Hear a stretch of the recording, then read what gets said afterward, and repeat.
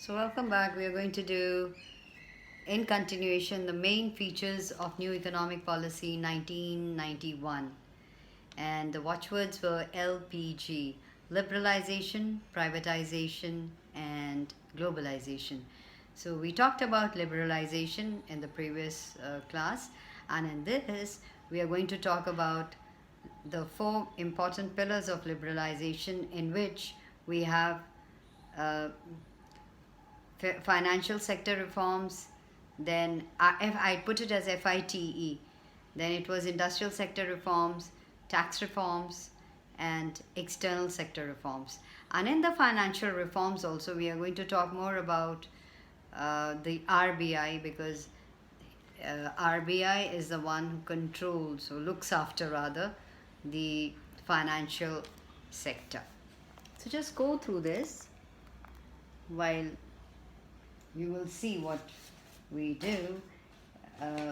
So financial sector reforms, we see that what does a financial sector include? So what does it include? Yeah, you can see that.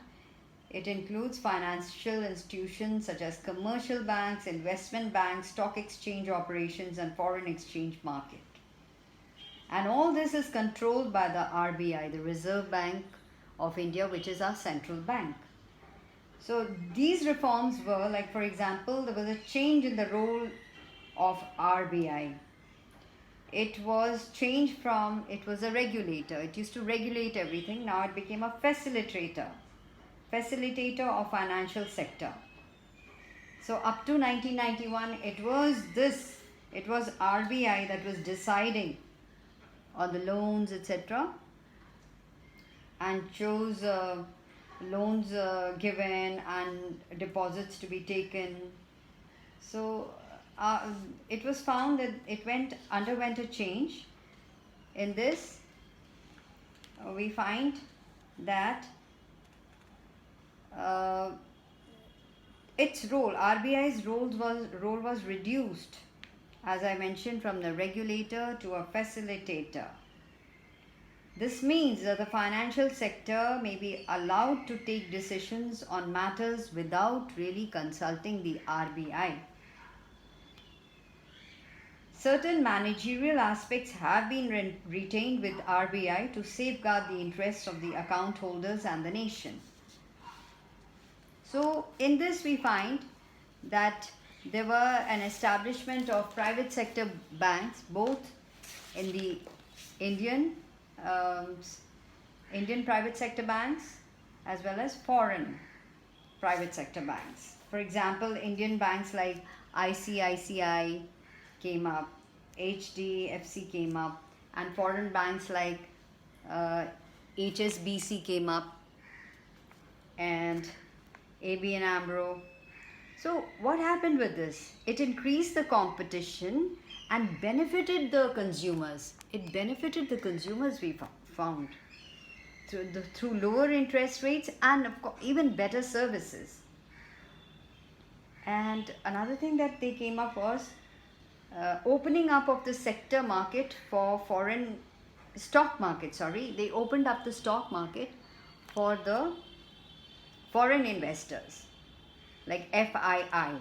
India opened its stock market to foreign investors in 1992.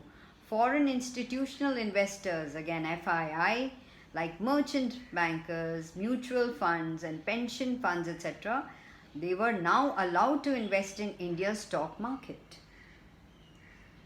So that was a big change. Then another thing was establishment of the National Stock Exchange. This was with a view to increasing the participation of more people in the capital market. Two most important steps in this direction undertaken are: number one, giving statutory recognition to SEBI, that is Securities and Exchange Board of India, in 1992.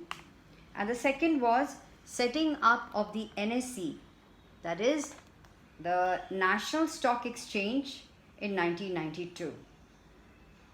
So basically we find these were the important changes. And